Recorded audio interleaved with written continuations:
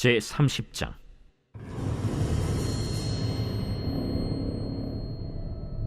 다윗과 그의 사람들이 사흘 만에 시글락에 이른 때에 아말렉 사람들이 이미 네겝과 시글락을 침노하였는데 그들이 시글락을 쳐서 불사르고 거기에 있는 젊거나 늙은 여인들은 한 사람도 죽이지 아니하고 다 사로잡아 끌고 자기 길을 갔더라. 다윗과 그의 사람들이 성읍에 이르러 본즉 성읍이 불탔고 자기들의 아내와 자녀들이 사로잡혔는지라. 다윗과 그와 함께한 백성이 울 기력이 없도록 소리를 높여 울었더라. 다윗의 두 아내 이스라엘 여인 아히노암과 갈멜 사람 나발의 아내였던 아비가일도 사로잡혔더라. 백성들이 자녀들 때문에 마음이 슬퍼서 다윗을 돌로 치자 하니 다윗이 크게 다급하였으나 그의 하나님 여호와를 힘입고 용기를 얻었더라. 12월 21일 토요일 더 베델교회 새벽 예배 말씀입니다. 여러분, 큐티 하셔야 합니다. 큐티를 해야 하는 이유가 여기에 있습니다. 큐티를 하면 오늘 본문의 내용을 더 풍성하게 이해할 수 있을 것입니다. 모두 다 큐티를 하길 소망하면서 제가 오늘 본문의 배경의 이야기를 잠깐 설명해 드리도록 하겠습니다. 사울과 다윗의 갈등에 대해서는 잘 알고 있을 것입니다. 사울은 다윗을 잡아 죽이려고 했습니다. 다윗이 십광야에 하길라산에 숨었다는 정보를 입수한 사울은 3,000명의 군사를 이끌고 다윗을 잡으러 갑니다. 그런데 당시 하길라산은 동굴이 많아서 숨어있기 좋은 장소였다고 해요.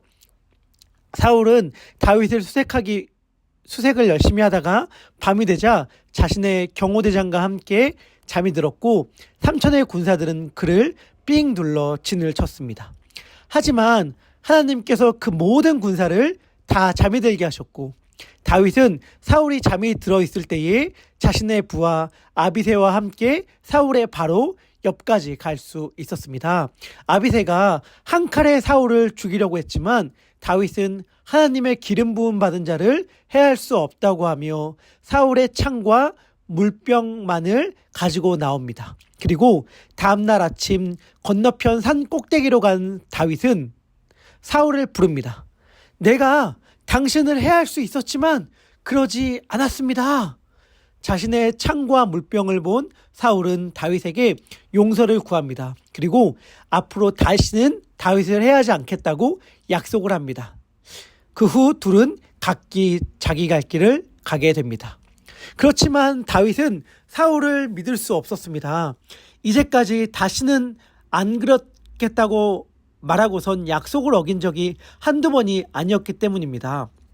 그래서 다윗은 과감한 도박을 합니다. 바로 자신의 조국 이스라엘의 적국인 블레셋 땅으로 피하는 것입니다. 블레셋은 이스라엘과 원수지간이었기 때문에 여기까지는 사울이 수색하지 않을 거라고 생각했습니다. 그래서 다윗은 2,000명의 자신의 무리를 이끌고 블레셋에 투항합니다. 블레셋의 대표 도시인 가드의 왕이었던 아기스는 다윗의 투항을 너무나도 환영합니다. 자신의 대적이 대규모 무리를 이끌고 투항하니 반기지 않을 이유가 없었습니다. 아마 아기스 왕도 사울과 다윗의 갈등에 대해서 들어 알고 있었을 겁니다. 그러니 다윗의 도박이 통한 것이지요. 하지만 결과적으로 다윗의 선택이 통했다 하더라도 이 선택은 잘못된 것입니다. 결과가 아무리 좋았다 하더라도 이 선택이 잘못된 이유는 이 선택을 할 때에 하나님께 묻지 않았기 때문입니다. 하나님께 묻지 않고 결정한 일이었기 때문에 후에 다윗은 이 선택에 의해 큰 올무, 트랩에 빠지게 됩니다. 여하튼 다윗은 아기스 왕에게 말합니다. 저희 무리가 많으니 왕의 도시에 살기에 왕이 불편하실 것 같습니다. 멀리 떨어진 시골에서 살게 해주시면 거기 가서 살겠습니다. 아기스 왕은 남쪽 지방의 시글랏이라는 곳에서 그들이 살기를 허락했습니다. 다윗은 무리를 이끌고 시글랏에 가서 살기 시작했고 거기서 근처 아말렉과 같은 이방 민족들을 약탈하여 사람들을 죽이고 재물을 다 빼앗으면서 살았습니다. 빼앗은 재물을 아기스 왕에게 갖다 바치자 왕은 이것이 어디서 났냐고 묻습니다. 그때 다윗은 거짓말을 하는데 이 재물들은 이스라엘 사람들을 죽이고 빼앗은 것이라고 말합니다. 그 보고를 들은 아기스 왕은 이제 다윗이 돌아갈 수 없는 강을 건넜다라고 생각했습니다. 다윗이 이스라엘과 원수가 되었기 때문에 이스라엘로 다시는 돌아갈 수 없을 것이니 영원히 자신의 부하가 되겠구나라고 안도하고 안심하게 됩니다. 그래서 아기스는 지금이 일생일대의 기회라고 생각했습니다. 이스라엘을 쳐서 완전히 멸할 수 있는 기회 말이죠. 적국의 용사였던 다윗이 이제 돌이켜 자기 편이 되었습니다. 더 이상 겁낼 존재가 이스라엘에겐 없었습니다. 아기스 왕은 어마어마한 군대를 모아서 이스라엘을 공격하려고 했습니다. 그리고 그 선봉에 용사 중에 용사, 전쟁의 신인 다윗을 앞세웠습니다. 그러니까 아기스 왕에게는 신난 일인데 다윗에게는 상당히 난감한 일이 펼쳐지게 된 것입니다. 이것이 하나님께 묻지 않고 블레셋 땅에 내려간 결과였습니다. 다윗은 이제 어쩔 수 없이 자신의 조국을 향해 칼을 들어야 하는 상황에 놓이게 된 것입니다. 원수를 위해 가족을 치게 된 것이지요. 너무나도 난감하여 이럴 수도 저럴 수도 없는 다윗에게 하나님은 살 길을 열어주십니다. 순간 그 상황에서 블레셋의 신하들, 특별히 중진들이 다윗의 전쟁 참여를 반대하기 시작한 것입니다. 그들은 아기스 왕에게 이야기합니다. 왕이시여, 다윗이 누군지 아십니까? 그가 우리 군대를 죽였던 것을 잊어버렸습니까? 그는 전쟁터에서 우리를 배신할 것입니다. 이 중진들은 이렇게 왕에게 항의하기 시작했습니다. 아마도 반은 진짜로 그렇게 의심했을 것이고 또 나머지 반은 이방 민족, 그것도 원수의 나라의 사람이 자기들의 나라에 와서 왕의 신임을 독차지하고 권력까지 가지려고 하는 것에 대한 경계심이었을 것입니다. 그러니까 그들의 입장에서는 다윗이 배신을 해도 문제, 전쟁에 공을 세워도 문제였던 것입니다.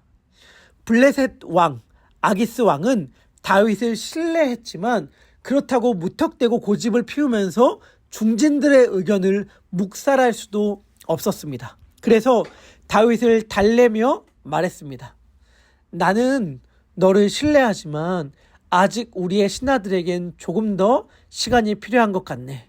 이번 전투는 참여하지 않는 게 좋겠어. 아기스 왕은 다윗에게 이렇게 말하였습니다. 다윗은 그러한 왕의 이야기를 들으며 겉으로는 아쉬운 척을 하였지만 속으로는 안도의 한숨을 내쉬었습니다. 왕의 앞에서는 아니 왕이시여, 제가 당신의 명령을 어긴 적이 있습니까?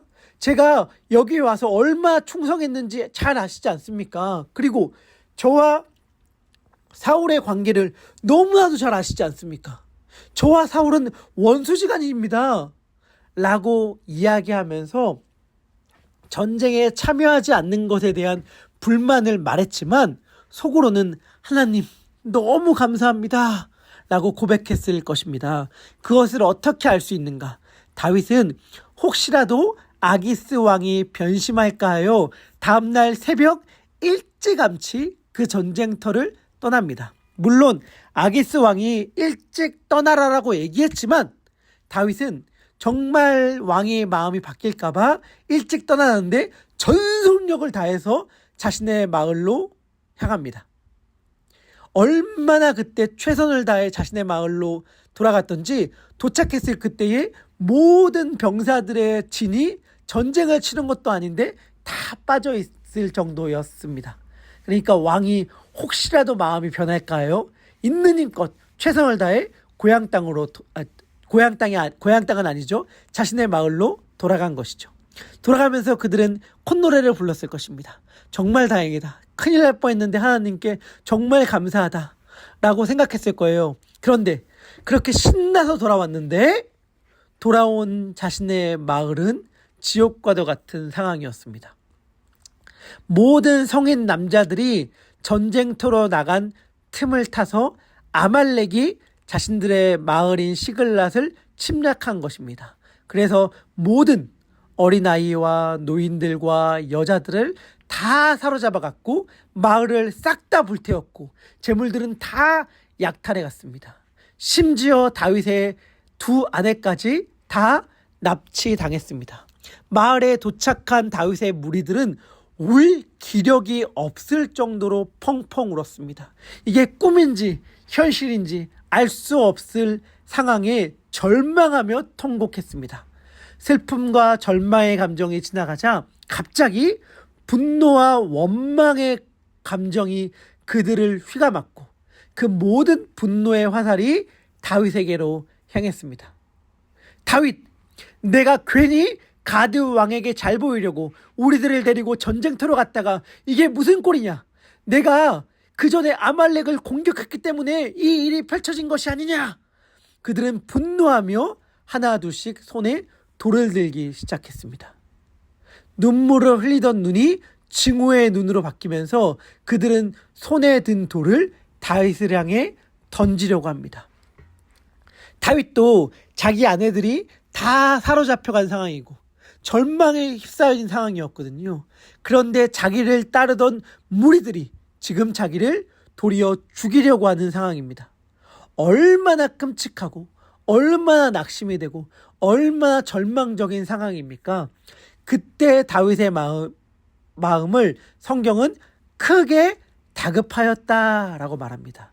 그리고 이것을 히브리어로는 차라르라고 말합니다. 차라리 죽는 게 낫겠다라고 할 만한 상황이 차라르예요. 이 모든 것이 차라리 다 꿈이었으면 좋겠다라고 할 만한 절망적인 상황이 바로 차라르의 상황입니다. 저는 물을 무서워하진 않습니다만 수영을 하다 보면 갑자기 위기의 순간들이 있습니다. 물에 빠져 정말 위험한 순간들이 아마 모두들 한 번씩은 아무리 수영을 잘한다고 하더라도 겪어봤을 거예요. 그러면 어떻게 되나요? 몸이 일단 굳게 되고 숨이 턱 막히고 시야가 좁아지죠. 그래서 온몸의 힘을 잔뜩 준 상태로 허우적거리게 됩니다. 다른 사람의 말도 잘 들리지 않죠. 이 상황에 빠지면 남의 말이 들리지 않고 시야가 좁아지고 몸이 굳고 허우적대면서 당장 눈에 있는 것은 그것이 지푸라기라고 하더라도 막 잡으려고 하죠. 그것이 바로 정확히 차라르의 상황이고 다윗의 상황이 정확히 그러하였습니다. 그런데 다윗보다 앞서서 바로 이 차라르의 상황에 빠진 인물이 있었습니다. 다윗 직전에 이 차라르의 상황에 빠진 인물에 대하여 사무엘상 28장은 이야기해 주는데 그가 누구냐면 사울이었습니다. 이 차라르란 단어가 동일하게 바로 직전에 사울에게 사용이 됩니다. 블레셋의 대군이 자신을 공격하러 온다는 것을 알게 되자 사울은 극심한 두려움에 휩싸인 채 하나님께 묻습니다. 그런데 하나님이 아무런 말씀이 없어요. 아무런 응답이 없어요. 꿈으로도 우림으로도 선지자로도 하나님이 아무런 말을 사울에게 하지 않으십니다. 그야말로 차라르의 상황이에요. 그러자 차라르의 상황에 빠진 사울은 어떻게 하냐면 무당을 찾아갑니다. 이 상황에 빠지자 일단 초조해지고 다급해져서 닥치는 대로 뭐라도 하게 되는 것이죠. 사무엘상 28장 15절입니다. 제가 읽어볼게요. 사무엘이 사울에게 이르되 내가 어찌하여 나를 불러 올려서 나를 성가시게 하느냐 하니 사울이 대답하되 나는 심히 다급하나이다. 이게 차라르거든요. 나는 심히 다급하나이다. 왜? 이렇게 말합니다. 블레셋 사람들은 나를 향하여 군대를 일으켰고 하나님은 나를 떠나서 다시는 선지자로도 꿈으로도 내게 대답하지 아니하시기로 내가 행할 일을 알아보려고 당신을 불러 올렸나이다 하더라. 사울은 이렇게 말하는 셈이죠. 이 차라리의 상황에서 내가 뭘 어떻게 할 수 있겠습니까? 그래서 무당이라도 찾아왔습니다. 어떻게 보면 사울의 말이 너무나도 이해가 됩니다. 사울이 뭘 어떻게 할 수 있겠습니까? 블레셋 군대가 쳐들어오는데 하나님은 침묵하시거든요. 두렵고 초조하고 다급하여 무당이라도 찾는 것 외에 그가 무엇을 할 수 있겠습니까? 그런데 결국 사울은 블레셋과의 전쟁에서 죽게 되거든요. 차라리의 상황에서 자신만의 방법으로 답을 찾다가 눈앞에 있는 것을 아무거나 잡으려고 하다가 망하게 돼요. 그렇지만 솔직히 어떻게 보면 억울하다고도 할 수 있을 것입니다. 그러면 이제 이 상황에서 뭘 어떻게 해야 하는데? 라고 질문할 수 있을 거예요. 그 질문에 대한 답을 다윗이 알려줍니다. 사울 못지않게, 아니 사울보다 더 차라리에 빠졌던 사람이 다윗이에요. 그런데 다윗은 그 상황에 어떻게 하느냐? 사무엘상 30장 6절의 말씀입니다. 백성들이 자녀들 때문에 마음이 슬퍼서 다윗을 돌로 치자 하니 다윗이 크게 다급하였으나 그의 하나님 여호와를 힘입고 용기를 얻었더라. 아멘. 다윗이 차라리의 상황에 빠졌으나 그의 하나님 여호와를 힘입고 용기를 얻었더라. 다윗은 그 순간 하나님을 찾습니다. 이게 위대한 것인데 우리는 솔직하게 어려운 일이 찾아오면 신앙이고 자시고 믿음이고 자시고 하나님이고 자시고가 되잖아요. 그런데 그 어려운 상황 가운데서 정신을 바짝 차리고 그래 나에겐 하나님이 계시지 하나님이 계시니 두려워하지 말자. 괜찮아 나에게는 예수님이 있잖아 라고 마음을 먹고 하나님을 찾고 하나님을 신뢰하면 마음에 여유가 생깁니다. 다윗이 딱 그러했어요. 절망적인 상황 가운데 하나님을 기억하자 마음에 여유가 생겼어요. 그 전까지는 절망적인 상황에 사로잡혀 있었는데 이제는 하나님께 사로잡히게 된 거예요. 그러면 되어요. 그러면 길이 보여요. 좁은 시야에서 갑자기 시야가 확 넓어져요. 마음에 여유가 생기고 시야가 넓어지면 어떻게 되는가? 아무거나 붙잡지 않습니다. 그 전에 목이 너무 갈증이 났을 때에는 지금 내 눈앞에 있는 물이 나에게 갈증을 더 많이 일으킬 바닷물인지 아니면 목마름을 해결해 줄 물인지 따지지도 않고 벌컥벌컥 마셨다면 이제는 이 물이 바닷물인가 아니면 생수인가를 확인하고 마실 수 있는 여유와 힘이 생깁니다.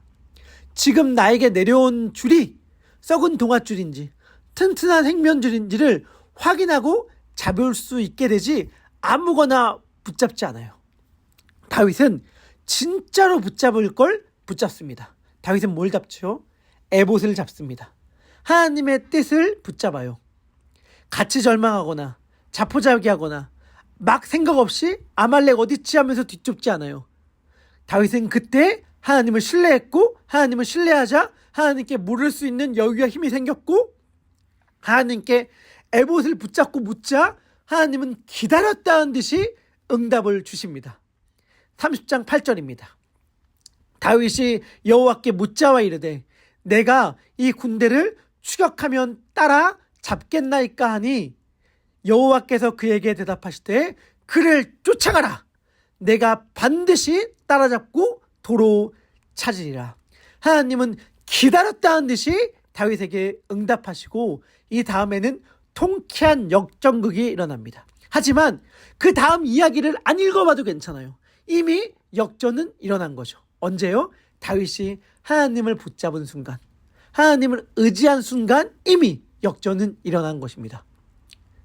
그렇다면 왜 하나님은 사울에게 응답하지 않고 다윗에게 응답했을까요? 사울은 아무거나 걸리기만 해라 라는 식으로 마구잡이로 눈앞에 있는 것을 잡으려고 막 했습니다. 그러려고 하는 손이니 하나님이 그 손을 잡아주시겠습니까? 다윗은 사울과 달리 하나님 저는 오직 하나님의 손만 구합니다 라고 하면서 하나님의 손을 찾으니 하나님이 그 손을 덥석 잡으신 겁니다. 우리는 환경 핑계를 엄청 댑니다. 아니 상황이 이런데 어떻게 이렇게 반응하지 않을 수 있겠어? 이런 상황에 어떻게 절망하지 않을 수 있겠어? 그 사람이 아내가 남편이, 자녀가, 부모가 나에게 이렇게 행동하는데 내가 어떻게 가만히 있을 수 있겠어? 라고 우리는 생각하죠. 여러분, 사울도 다윗도 다 차라리의 절망적인 상황이었어요. 그런데 그때 어떻게 그 상황에 반응하느냐가 둘의 인생을 갈랐습니다. 우리도 마찬가지입니다. 중요한 것은 그가 나에게 어떻게 행동했느냐, 나에게 어떤 절망적인 일이 일어났느냐 하는 게 아니에요.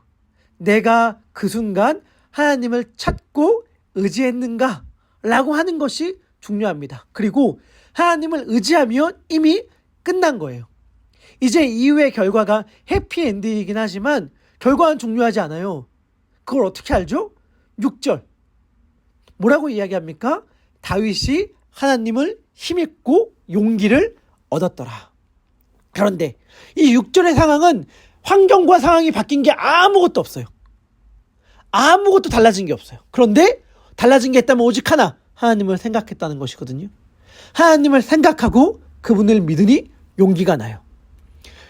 환경이 변하고 길이 열려서 용기를 얻은 게 아니에요. 다시요. 환경이 변하고 길이 열려서 용기를 얻은 게 아닙니다. 하나님을 믿었더니 용기가 생겼고 용기가 생기니 길이 보이는 거예요. 환경이 중요한 게 아닙니다. 지금 내가 하나님을 신뢰하느냐가 중요합니다. 차라리의 상황 가운데서 어찌할 바를 몰라 당황하시는 분이 계신가요? 하나님을 신뢰합시다. 아무거나 닥치는 대로 붙잡지 마시다. 에봇을 붙잡으시다. 하나님의 뜻을 의지합시다. 그러면 하나님께서 우리에게 우리도 알지 못하는 놀라운 길을 열어주실 것입니다. 그 위대한 은혜를 경험하는 모든 더 베델의 성도님들이 되시길 주님의 이름으로 축복합니다.